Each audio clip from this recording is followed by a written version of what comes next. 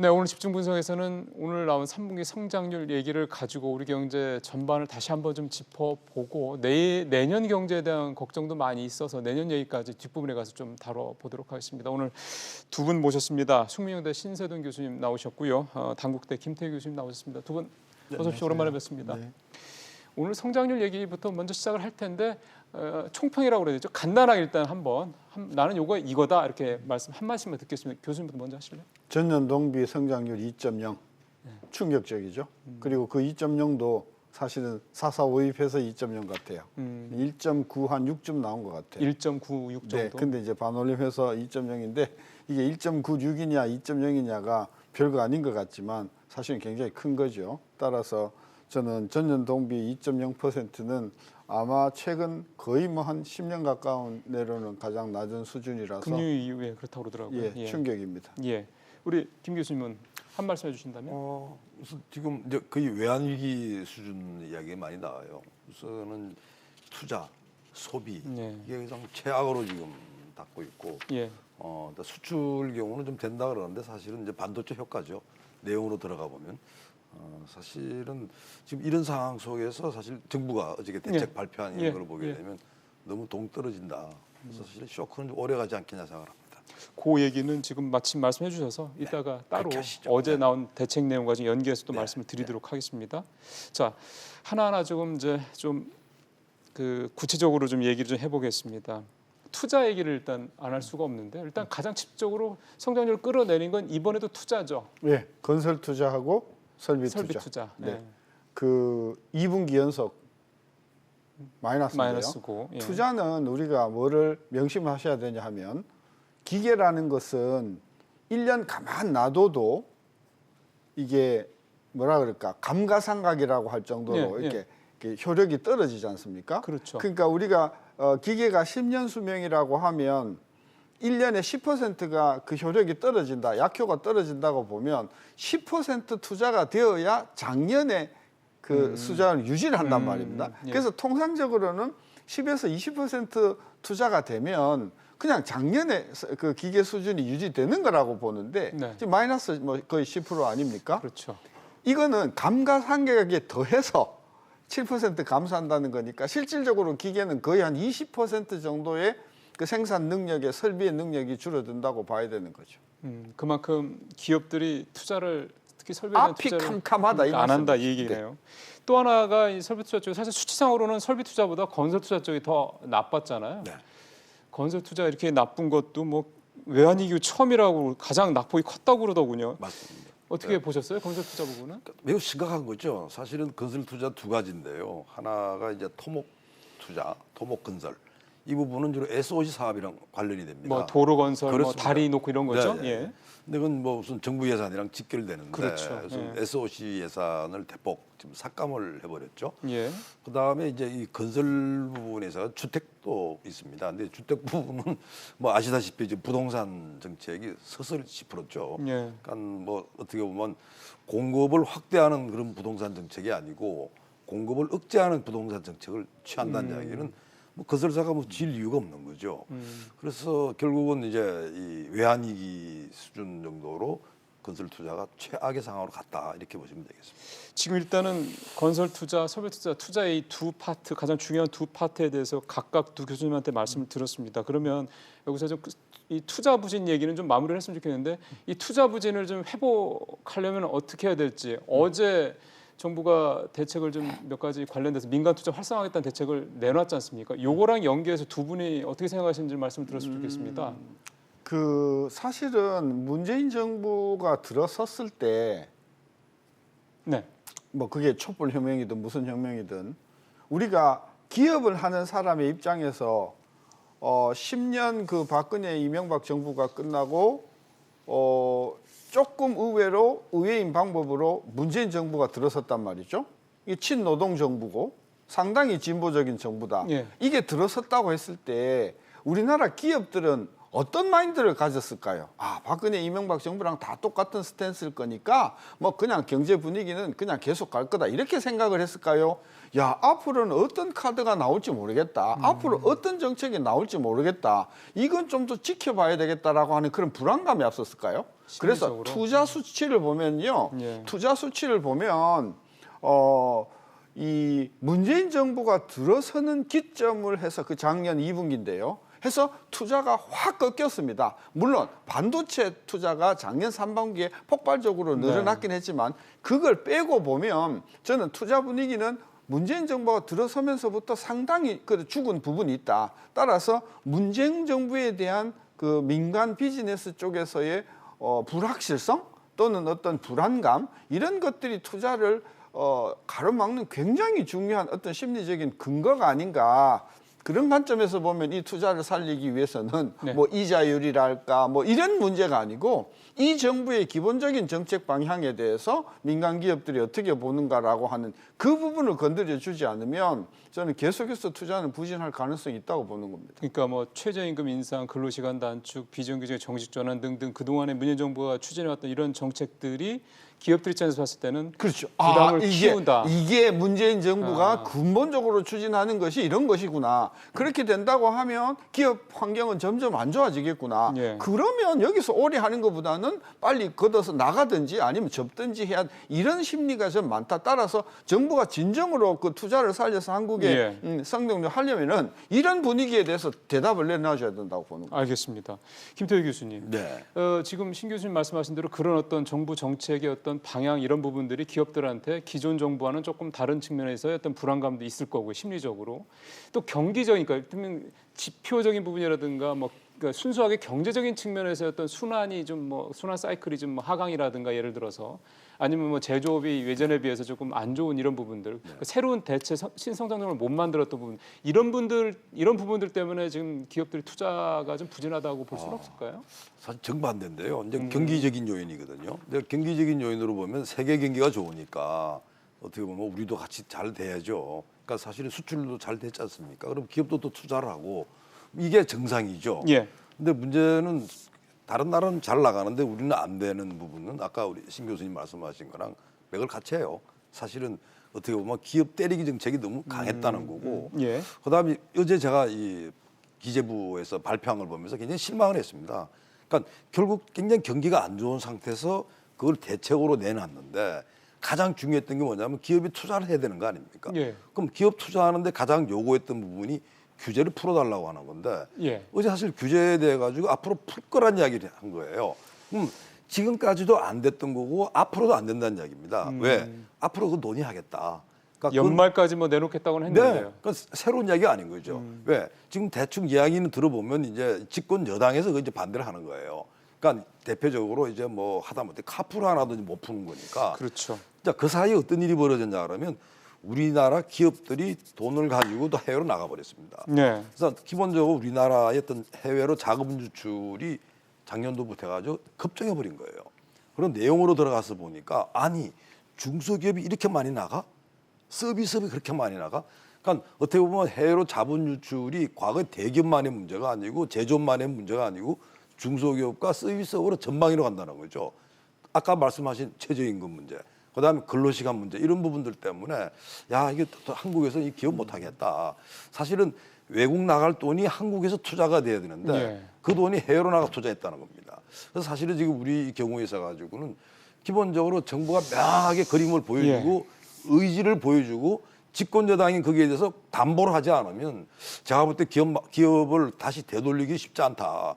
그러니까 대통령은 그 말을 하고 집권 여당은 딴 이야기를 한다 그러면 그거 누가 믿겠습니까?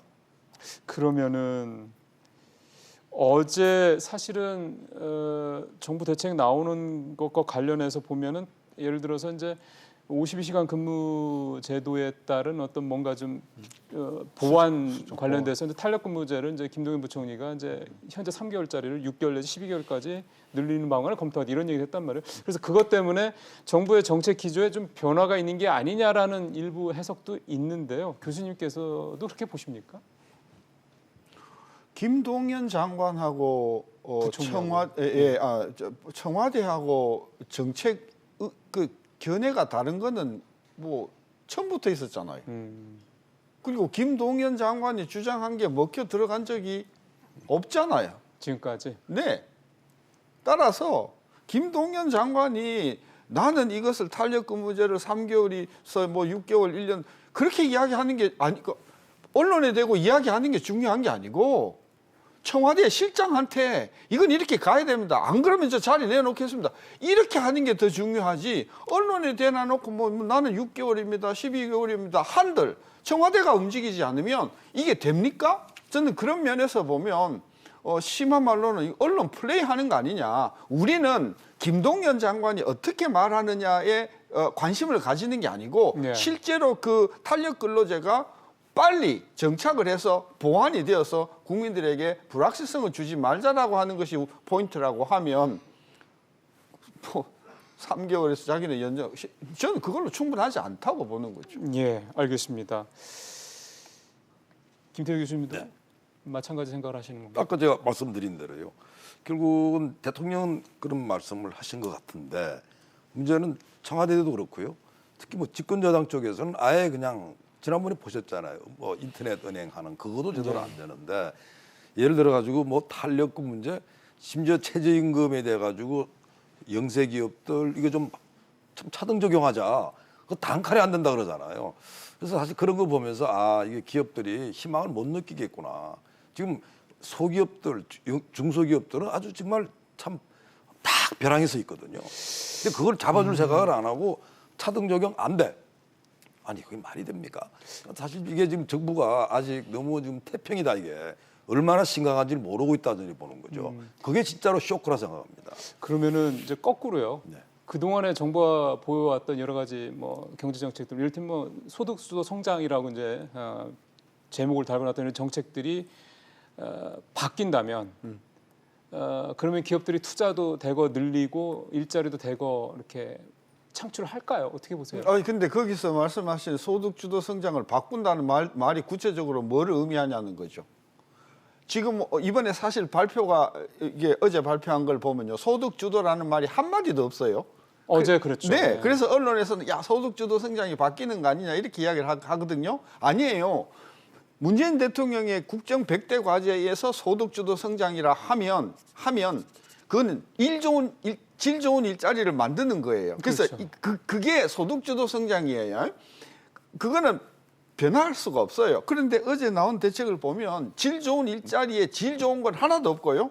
2개월짜리 임시직 5만 9천 명이니까 그런 면에서 소득주도 성장에 전혀 와닿지도 않는 대책이었다고 우리가 비판하는 거고. 왜냐하면 예.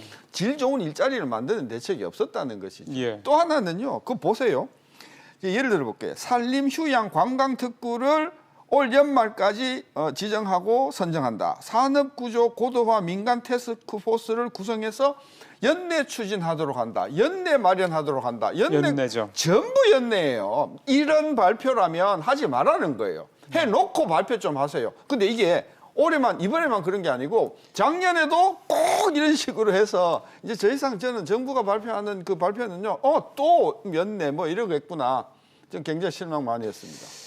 그 지금 어쨌든 우리 성장률의 가장 좀 타격이 큰 성장을 끌어내는 요소가 투자 문제지 않습니까? 그렇죠. 지금 그래서 투자를 늘리려면은 좀 어떻게 좋겠느냐에 대한 얘기를 좀 우리 하고 있는 건데 지금 상황에서 두 분 말씀대로라면은 기존의 정부의 어떤 정책 기조에 큰 변화가 필요하고 또 연내 뭐 내년 초 이런 식으로 얘기하지 말고 좀 더 빨리 당장 실행을 하라는 거죠. 구체적인 네. 액션을 내놔라 이 말씀이신 그렇습니다. 거잖아요. 예, 네.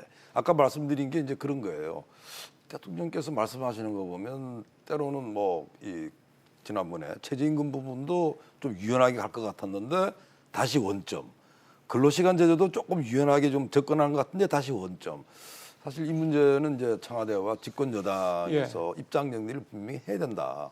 그리고 이거는 기본적으로 여당 내에 있어 가지고 이른바 강경파들. 예. 이 강경파들이 분명히 이건 약속을 해야 돼요. 우리가 지금은 경제가 굉장히 어렵고 일자리가 굉장히 어려우니 만큼 이 부분에 있어 가지고는 우리가 이제 기업을 좀 기도 살리고 예. 그다음에 기존의 정책 부분에 있어가 잘못된 거는 폐기한다. 이 시도를 보내야지 그때 이제 기업들이 그래 조금 바뀌는 거야 이렇게 되는 것 같고요. 뭔가 신호를 좀 그렇습니다. 줘야 된다. 이게 가장 중요한 게 말이죠. 이번에 이제 이 성장 그 내용을 봤을 때 원래 예상됐던 거지만 정말로 제가 막상 보니까 실망스러웠던 거는 뭐냐 그러면 그나마 성장률 0.6% 하면서도 그게 기여는 정부 지출이 많았어요. 근데 문제는 그렇죠. 정부 지출이 많다는 이야기는 세금 많이 거뒀다는 이야기인데 그만큼 기업의 투자는 훨씬 더 많이 줄은 거죠. 그러니까 정부 지출 이만큼 드릴 때 기업 투자는 이만큼 줄은 겁니다. 예. 그래서 사실 이런 부분들은 굉장히 어리석은 거다 이게.